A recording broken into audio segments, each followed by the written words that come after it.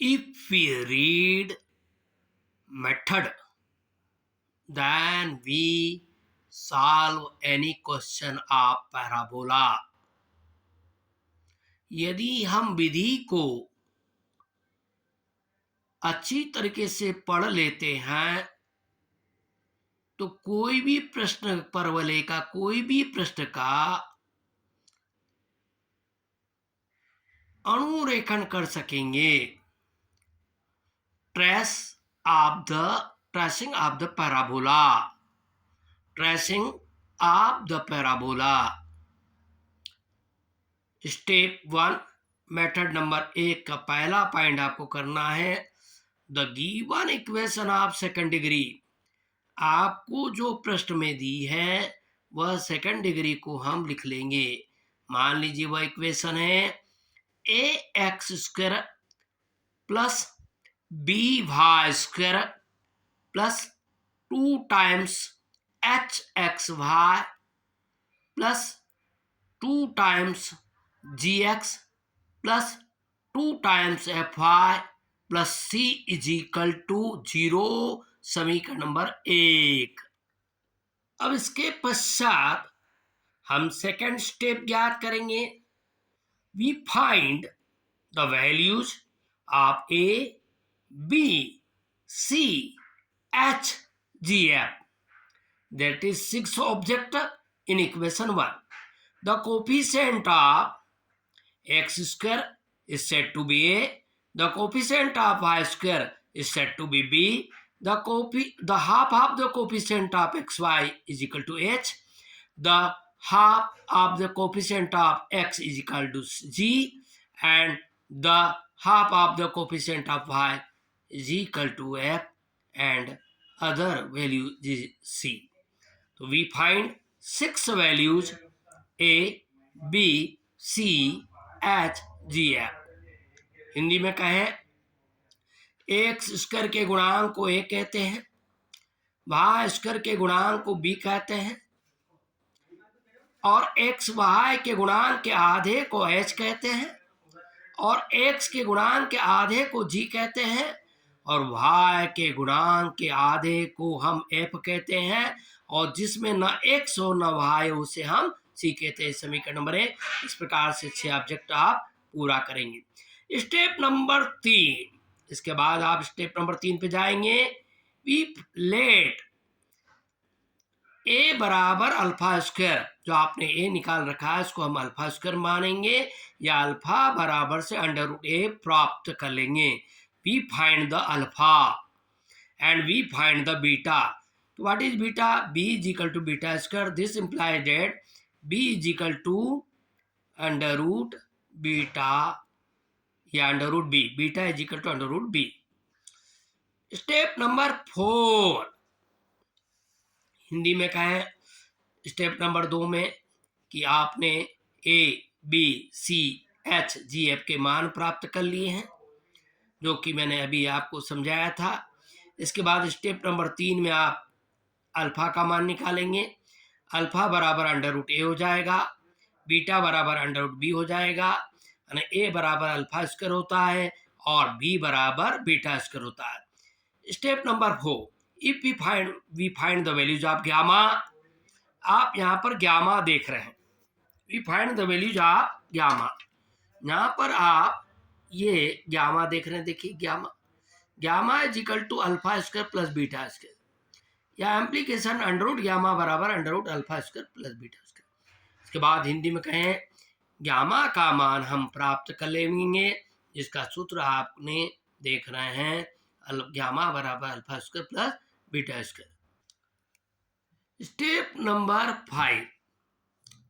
क्या है step number 5? We find lambda.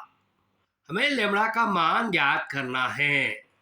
Where lambda is equal to alpha into g plus beta into f whole upon gamma. हमें lambda का मान ज्ञात करना है, जहाँ पर लैम्बडा बराबर alpha g plus b b f beta f upon gamma. Step number 6, इसके बाद आप ज्ञात करेंगे we find the value of g dash. क्या ज्ञात करेंगे? G dash. What is g dash? G dash is equal to lambda into alpha minus g. Lambda में alpha का गुणा करेंगे और जो चूंकि लैम्बडा अपन ऊपर निकाल चुके होंगे तो ये आपका जी डैश प्राप्त हो जाएगा। क्या प्राप्त होगा? जी डैश। जी डैश कैसे प्राप्त करेंगे? Lambda into alpha minus g. Step number 7। Step number 7 में भी फाइंड एफ डैश। जैसे जी डैश प्राप्त करा वैसे एफ डैश प्राप्त करेंगे। एफ डैश बराबर से आपका है लैम्बडा बीटा माइनस ए। लैम्बडा बीटा माइनस ए। इसके बाद हम सी डैश प्राप्त करेंगे। Step number 8। स्टेप नंबर 8 में आप देख रहे हैं, स्टेप नंबर 8 में we find c dash. What is c dash? तो c dash is equal to lambda square minus c. इसके बाद step number 9 we find the x. Capital x, ये देखिए कैपिटल एक्स है, वी फाइंड कैपिटल एक्स। हम capital x का मान ज्ञात करेंगे, जिसका फार्मूला मैं बता रहा हूं। कैपिटल एक्स बराबर से 2 g dash x plus 2 f dash y plus c dash plus, देखिए फिर से x बराबर से 2 g dash x plus 2 f dash y plus c. Step number 9 को पढ़ेंगे वापस। We find x।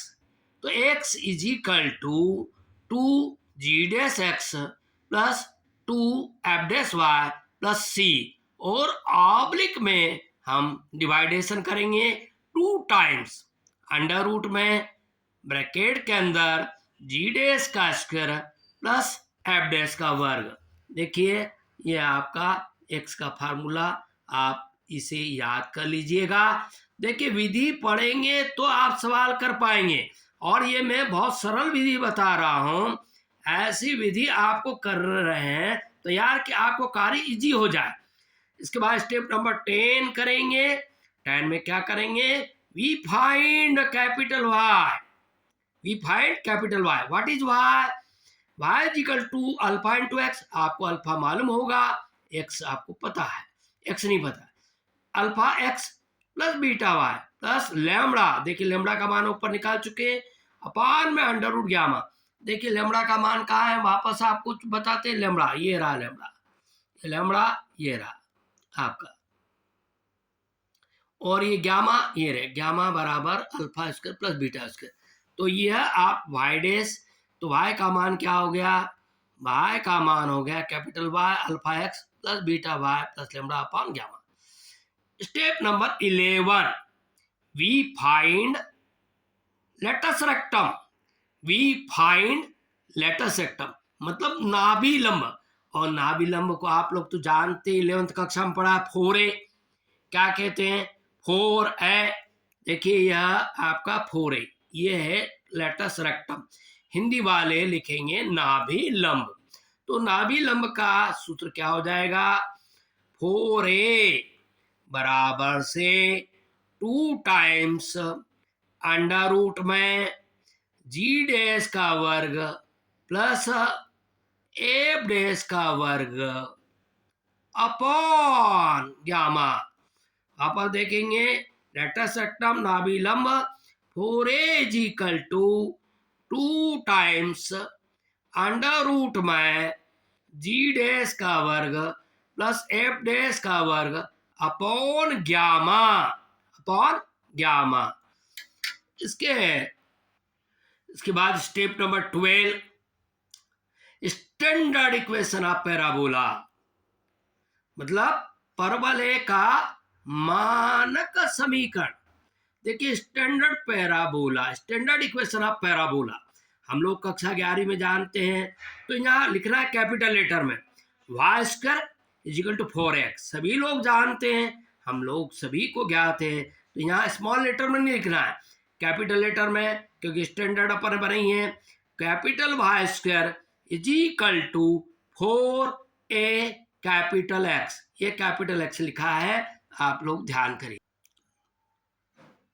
मेथड विधि पढ़ेंगे तब हम कोई भी प्रश्न को हल कर लेंगे। If we read method then we solve the any question. Step number 13 आप देख रहे हैं, एक्सिस इक्वेशन ऑफ पैराबोला, मतलब परवलय के अक्षों का समीकरण। The axis equation of parabola. Capital, तो एक्सिस के समीकरण क्या होते हैं? कैपिटल एक्स बराबर 0, क्या करेंगे? कैपिटल एक्स बराबर 0 इक्वेशन क, and capital Y is equal to 0 equation ख। क एंड ख इक्वेशन हमने दे दी। वापस देखिए, एक्स बराबर 0, वाई बराबर 0, पर कौन? Capital letter. Solve by equation क एंड ख, we get the value of small X and small Y. यदि क और ख समीकरण को अगर हम कक्षा 8वीं की तरह करेंगे, क्लास 8वीं की तरह, क्लास 8th कक्षा 8वीं में आप समीकरण साइमल्टेनियस इक्वेशन पढ़ते रहे हैं, तो यहाँ पर जब हम इसे सॉल्व करेंगे, किसको सॉल्व करना है? क को और ख को, क्योंकि सवाल नहीं मेथड बता रहे हैं, तो आपको निश्चित रूप से वैल्यू प्राप्त होगी, और वो वैल्यू स्मॉल एक्स की होगी और स्मॉल वाई की होगी। तो इसके बाद अपना अगला है कार्य, the vertex point of parabola. The vertex point of parabola, तो आप तो जानते कक्षा 11वीं में कि परवलय का वर्टेक्स पॉइंट को ए कहते हैं, कैपिटल ए। वर्टेक्स पॉइंट को क्या कहते हैं? Capital A. तो कैपिटल ए के कोऑर्डिनेट क्या रहेंगे? Small X Y. और स्मॉल एक्स और वाई आपका और ख से ज्ञात करके इसमें रख देंगे, तो आपका यह वर्टेक्स पॉइंट ए प्राप्त हो जाएगा। हिंदी में बोलते हैं परवलय का शीर्ष बिंदु, परवलय का शीर्ष बिंदु। इसके पश्चात हम स्टेप नंबर आपके 12 करेंगे, द इक्वेशन ऑफ फोकस, मतलब आपको परवलय की नाभि ज्ञात करना होगी। फोकस, और फोकस को हम या तो एफ द्वारा व्यक्त करते हैं या एस द्वारा। देखिए मैंने यहाँ पर एस द्वारा व्यक्त कर, आप चाहें तो एफ भी कैपिटल लिख सकते हैं, तो उसके कोऑर्डिनेट भी वही रहेंगे एक्स वाई। तो अब कोऑर्डिनेट प्राप्त कैसे करेंगे? तो द इक्वेशन आर, फोकस की इक्वेशन होगी capital x is equal to small a, और स्मॉल ए का सूत्र हम लोगों ने निकालने के लिए आपका कर रखा है। देखिए मैं आपको दिखा रहा हूं, यहाँ पर आपका ए का फार्मूला ये रहा आपका, 4a बराबर 2 टाइम्स अंडर रूट में जी डैश का वर्ग प्लस एफ डैश का वर्ग अपान गामा। तो ये 4a का मान निकालेंगे तो आप इससे स्मॉल ए की वैल्यू निकालेंगे, 4 का डिवाइडेशन करके स्मॉल ए की वैल्यू निकाल लेंगे। तो आप यहाँ पर कैपिटल एक्स बराबर ए का मान रख देंगे, जो कि आपके पास है पहले से, और कैपिटल वाई बराबर 0। अब इनको फर्स्ट एंड सेकेंड इक्वेशनों को हम लोग सॉल्व करेंगे। We solve equation first and second, we get the values of small X and small Y. देखिए इसके पहले अपन ने आपको वर्टेक्स पॉइंट में ज्ञात करे थे ये स्मॉल एक्स और वाई। अब हमें इसके द्वारा कौन सी equation, x is equal to a और वाई इज इक्वल टू 0 के द्वारा सॉल्व करेंगे, तो स्मॉल एक्स और स्मॉल वाई प्राप्त हो जाएंगे, स्मॉल एक्स और स्मॉल वाई प्राप्त हो जाएंगे।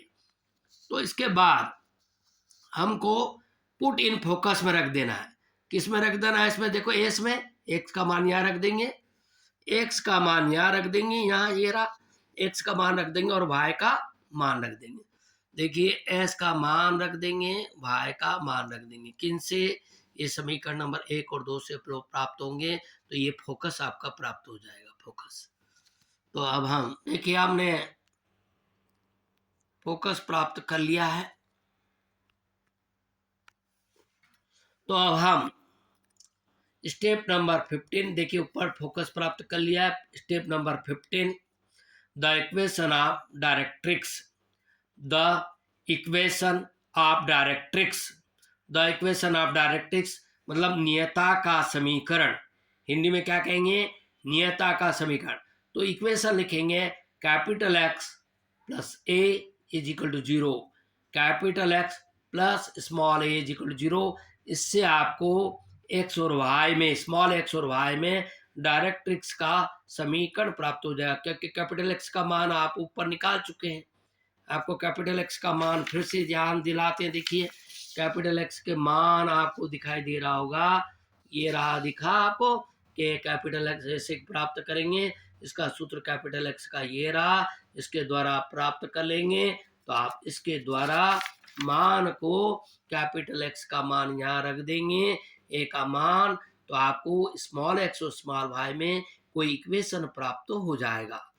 इसके बाद step number 16, parabola curves the x axis, parabola curves the x axis, put y is equal to 0 in the given equation 1, put y is equal to 0 in the given equation 1। Hindi में परवलय x अक्ष को काटता है, तो जिसको काटता है उसके अपोजिट y बराबर 0 रखना है। तो put y is equal to 0 in the given equation, किस में रखेंगे, 1 में। देखिए 1 इक्वेशन बता रहा आपको, देखिए ये आ गई इक्वेशन 1। इसमें आप X square plus B Y square, तो y बराबर 0 रख देंगे। जैसे यहाँ y बराबर 0, यहाँ y बराबर 0 और यहाँ y बराबर 0, तो आपको equation curves the x axis आ जाएगा। तो इक्वेशन नंबर 1 में रखना है, ये वाली में देखा आपने, 1 वाली में। चलिए अब अगला पॉइंट है हमारा step number 17, parabola curves the y axis, parabola curves the y axis, put x is equal to 0 in the given equation 1, put x is equal to 0 in the given equation 1, मतलब दी गई परवलय की समीकरण में हम रखेंगे। देखिए परवलय की फिर समीकरण नंबर 1 आपको बताना ही है, रही x square plus B Y square plus 2 times x y plus 2 times g x plus 2 times f y plus c equal 0। तो आप यहाँ पर अब एक्स 0 रखेंगे, एक्स यहाँ 0 रखेंगे, यहाँ 0, तो जो है parabola curves the Y axis आ जाएगा। After then step number 18, after then we trace curves, या तो आप ग्राफ पेपर पर इसे ट्रेस कर लीजिए या अपने हाथों के द्वारा कुछ पॉइंट एक्स एक्सिस और वाई एक्सिस पे मान करके आप वर्टेक्स पॉइंट लिखेंगे, उसमें फोकस लिखेंगे, curves the x axis, curves the Y axis. इस प्रकार आपका कर्व ट्रेसिंग का निर्माण हो जाएगा। The end of the method, तो फिर कह रहा हूँ मेथड पढ़ोगे तो कोई सा भी सवाल हम कर पाएंगे। तो अगले कार्य में मैं आपको इन पॉइंट के द्वारा एक न्यूमेरिकल बताऊंगा ताकि प्रैक्टिकल कार्य हम कर सके। धन्यवाद मित्रों।